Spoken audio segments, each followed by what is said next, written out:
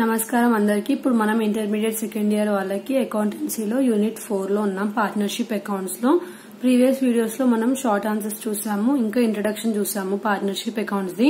ఇప్పుడు మనము యాక్చువల్ గా పార్ట్నర్షిప్ అకౌంట్స్ ది మనకి వాళ్ళు క్వశ్చన్ ఇస్తే trading account, profit and loss account, ఇంకా బ్యాలెన్స్ షీట్ ఎలా సాల్వ్ చేస్తామో చూద్దాము. సో ఇది మనకి 6th క్వశ్చన్ అన్నమాట. ఎక్స్ ఇంకా వై పార్ట్నర్స్ వాళ్ళు ప్రాఫిట్స్ ఇంకా లాసెస్ షేర్ చేసుకుంటున్నారంట. ఎక్స్ కేమో 3%, వై కేమో 2%. సో 3/5 2/5. సో 3/5 ఎందుకు రాసినాం అంటే 3+2 5. మళ్ళీ 2/5 ఎందుకు రాసినాం అంటే 3+2 5. సో ఇద్దరికి ఇలా ఏదైతే ప్లస్ ఉందో ప్లస్ చేసి మనం వాళ్ళ రేషియో కింద రాయాలన్నమాట. సో ఇలా సాల్వ్ చేస్తాం మనము. ఇది ట్రయల్ బ్యాలెన్స్, వాళ్ళది ఏవైతే బ్యాలెన్సెస్ ఉన్నాయో అవి మనకి ఇచ్చినారు. సో ఫస్ట్ ఏమి ఇచ్చినారు, డ్రాయింగ్స్ అనేటివి ఇచ్చినారు, ఎక్స్వి వైవి, సన్రీ డేటార్స్ ఇచ్చినారు, ప్లాంట్ అండ్ మెషినరీ ఇచ్చినారు, ఫర్నిచర్ ఫిక్స్చర్స్ ఇచ్చినారు, స్టాక్ ఇచ్చినారు. సో స్టాక్ ఇది ఎప్పుడు ఇచ్చినారు 1/4/2019. సో ఎప్పుడు ఎండింగ్ 2020. సో ఇది ఏంటిది ఓపెనింగ్ స్టాక్ అన్నమాట. So opening stock, cash and bank balances, purchases ఇచ్చినారు, వేజెస్ ఇచ్చినారు, శాలరీస్ ఇచ్చినారు, ఇన్సూరెన్స్ అండ్ టాక్సెస్ ఇచ్చినారు, discount allowed, bad debts, bills receivable, carriage on sales, carriage on purchases, sales returns, మళ్ళీ capital account X ఇంకా వైది, sundry creditors, bills payable, purchase returns, sales. So ఇవి అన్ని వాళ్ళు మనకి ఇచ్చిన డేటా. దీంతో పాటు మనకి ఏమి ఇచ్చినారు, you are required to prepare trading profit and loss account and profit and loss appropriation account అడిగినారు. మళ్ళీ బ్యాలెన్స్ షీట్ కూడా ప్రిపేర్ చేయమని అడిగినారు. దీనికి మనకి క్లోజింగ్ స్టాక్ కూడా ఇచ్చినారు, ఇంట్రెస్ట్ ఆన్ క్యాపిటల్ కూడా ఇచ్చినారు 6%. X is allowed a salary of 600 per month, depreciation machinery 5%, furniture 8%, provide for bad debts 5% on debtors అంట. మళ్ళీ జనరల్ రిజర్వ్ కూడా ఇచ్చినారు. సో ఇప్పుడు మనం ఏం చేయాలంటే first trading and profit and loss మీకు తెలుసున్నట్టయితే trading and profit and loss రాసేటప్పుడు ఏం చేస్తామంటే ప్రాఫిట్ అండ్ లాస్ లోనేమో అన్ని, డెబిట్ సైడ్ ఏమో అన్ని ఏవైతే మనకి లాసెస్ ఉన్నాయో అవన్నీ రాసుకుంటాము, క్రెడిట్ సైడ్ ఏవైతే ఉన్నాయో అక్కడ సైడ్ అన్ని మనం ఇన్కమ్స్ అనేటివి రాసుకుంటాం అనమాట. సో మీకు కావాలంటే trading, profit and loss, balance sheet 3 separate డబ్బాల్లాగా వేసుకోండి. లేదంటే ఇప్పుడు ఇక్కడ మనకి ఏం చేశారంటే ఇక్కడ వరకు ట్రేడింగ్ అకౌంట్ ఉంది. సో ఇక్కడ వరకు ట్రేడింగ్ అకౌంట్ ఉంటే నెక్స్ట్ నుంచి డైరెక్ట్ గా కంటిన్యూ చేసినారనమాట profit and loss account. So ఇలా కూడా సాల్వ్ చేయొచ్చు, ఏం ప్రాబ్లం లేదు. సో మనకి ఫస్ట్ ట్రేడింగ్ ఉంది, ప్రాఫిట్ అండ్ లాస్ అకౌంట్ ఉంది, ఇంకా బ్యాలెన్స్ షీట్ ఉంది. సో ఇప్పుడు మనం ఏదైతే క్వశ్చన్ చూసామో మొత్తం మీరు అందులో ఉన్న ఎంట్రీసే ఇక్కడ ఫాలో అవ్వాలి. జస్ట్ మీకు ఏది ఎక్కడ రాయాలనేది తెలిసి ఉండాలి. సో ఫస్ట్ ట్రేడింగ్ అకౌంట్ లో స్టార్టింగ్ ఏమొస్తుంది అంటే ఓపెనింగ్ స్టాక్ అనేది వస్తుంది. ఎప్పుడన్నా గుర్తుపెట్టుకోండి. ఈ ఎంట్రీస్ నేను ఇప్పుడు ఏమేమి చెప్తున్నానో అవి అక్కడే ఉంటాయి అనమాట. మీరు ఏం చేంజెస్ చేయాల్సిన అవసరం లేదు, అవి ఫిక్స్డ్ ఎంట్రీస్, జస్ట్ గుర్తుపెట్టుకోవాలంతే. సో ఫస్ట్ ట్రేడింగ్ అకౌంట్ లో స్టార్టింగ్ ఓపెనింగ్ స్టాక్ వస్తుంది అనమాట. సో ఇందులో ఎంత ఉంది మనకి 30,000 ఉంది. దాంట్లో పర్చేజెస్ ఉన్నాయి. సో ఇవి అన్ని ఫిక్స్డ్ ఇట్లానే రాయాలన్నమాట. సో పర్చేజెస్ ఓన్లీ ఇవి ఓపెనింగ్ స్టాక్, పర్చేజెస్, ఇంకా సేల్స్ మాత్రం ఇట్లానే కంపల్సరీగా రాయాలి. మీరు కింద మీదకి రాసినా పర్లేదు మిగతావన్నీ. So first starting opening stock రాస్తాము, మళ్ళీ పర్చేజెస్ అమౌంట్ ఎంత ఉందో అది రాసుకుని అందులో నుంచి పర్చేజ్ రిటర్న్స్ ని మైనస్ చేస్తాము, చేసి బయట కాలంలో వేస్తాం. మళ్ళీ వేజెస్, క్యారేజ్ ఆన్ పర్చేజెస్ ఇవన్నీ ఇక్కడ రాసుకొని, సో క్యారేజ్ ఆన్ పర్చేజెస్ ఏమో మనకి ఏంటిది ట్రేడింగ్ అకౌంట్ లో వస్తుంది. క్యారేజ్ ఆన్ సేల్స్ ఎందులో వస్తుంది మనకి ప్రాఫిట్ అండ్ లాస్ అకౌంట్ లో లాస్ సైడ్ వస్తుంది అనమాట, అంటే డెబిట్ సైడ్ వస్తుంది. నెక్స్ట్ ఏం చేస్తాము, ఇవి మొత్తం రాసుకున్నాక మళ్ళీ క్రెడిట్ సైడ్ కి వెళ్ళాలి. సో సేల్స్ అనేది మనకి క్రెడిట్ ఇన్కమ్ కదా, సో అందుకే సేల్స్ రాసుకుంటాము. అందులో నుంచి సేల్స్ రిటర్న్స్ ని మైనస్ చేస్తాము, అవుటర్ కాలం లో రాస్తాము. మళ్ళీ క్లోజింగ్ స్టాక్ ఏదైతే ఉందో అది మనకి ఏంటిది, అది ఇన్కమే కదా, సో అందుకే క్రెడిట్ సైడ్ రాసుకున్నాము ట్రేడింగ్ అకౌంట్ లో. సో ఇంతే, ఇందులో వచ్చే ఎంట్రీస్ ఇవి మాత్రం గుర్తుపెట్టుకోండి. ఏమైనా ఎక్స్ట్రా ఉంటే నేను మొత్తం మీకు ఎంట్రీస్ లాగా చూపిస్తాను. సో అప్పుడు నేర్చుకోండి.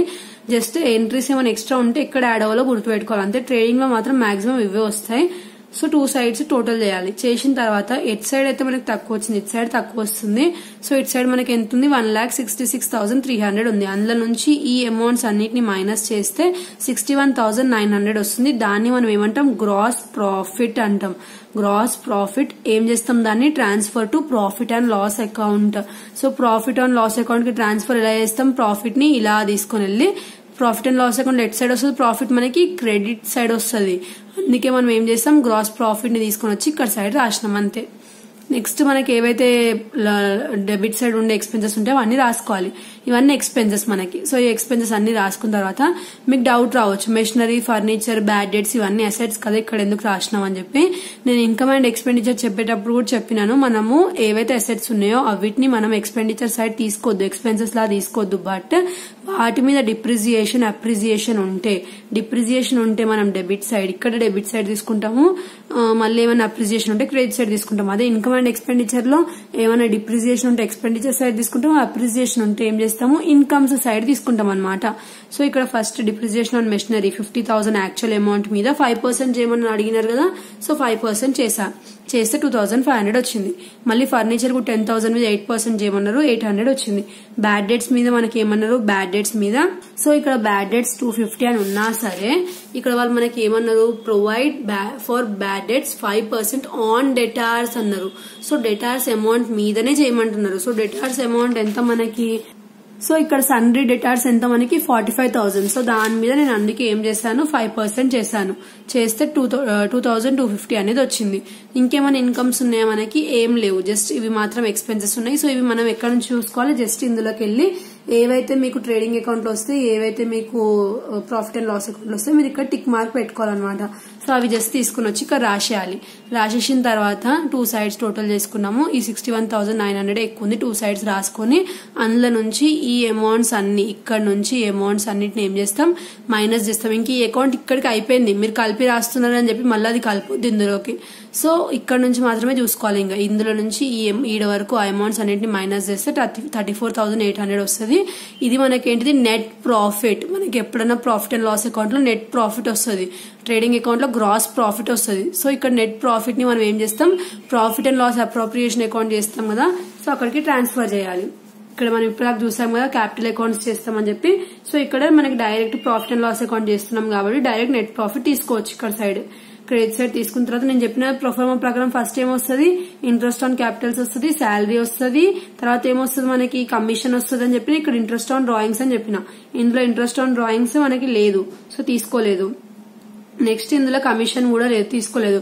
ఇంకోటి ఏంటిదంటే ఇక్కడ జనరల్ రిజర్వ్స్ అనేవి మనకు వస్తాయి అనమాట. ఇందులో ప్రొఫార్మాలో జస్ట్ గుర్తు పెట్టుకోండి ఒకసారి. మ్యాక్స్ ఎప్పుడు ఇవ్వలేదు, ఒకవేళ ఇస్తే ఇవ్వచ్చు. సో జనరల్ రిజర్వ్ అనేది కూడా యాడ్ అవుతుంది.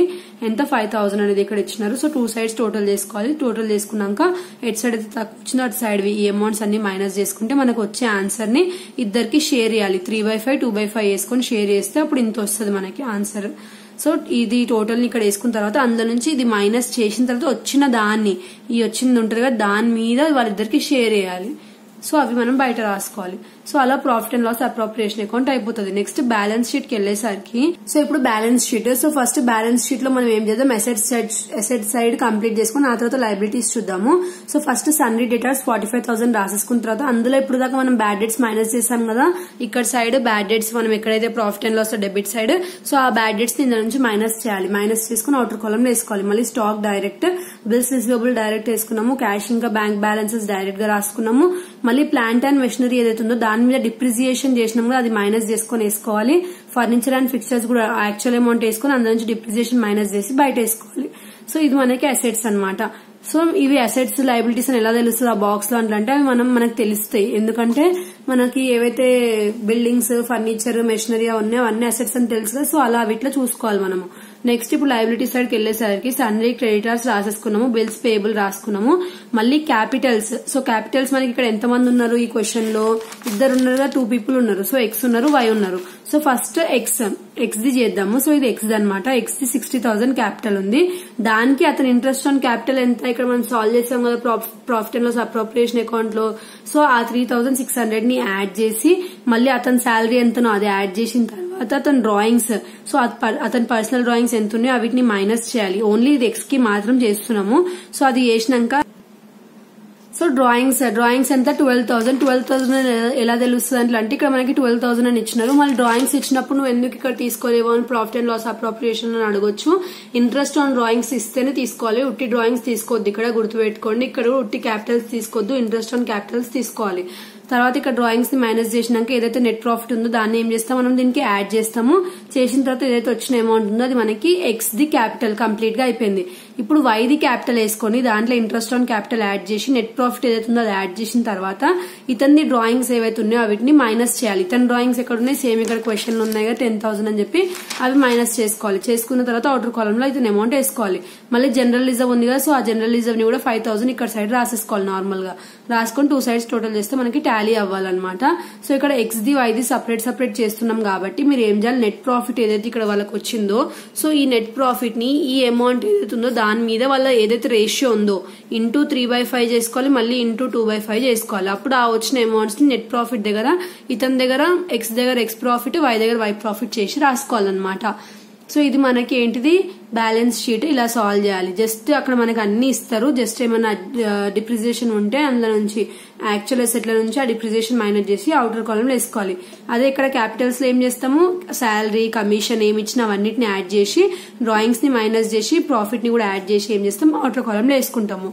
ఇద్దరు ఇస్తే ముగ్గురు ఇచ్చినా సేమ్ ఇలానే చేసుకుంటే వెళ్ళాలి. 3 persons కి అన్ని ఇందులోనే ఇస్తారు మనకి క్వశ్చన్ లో.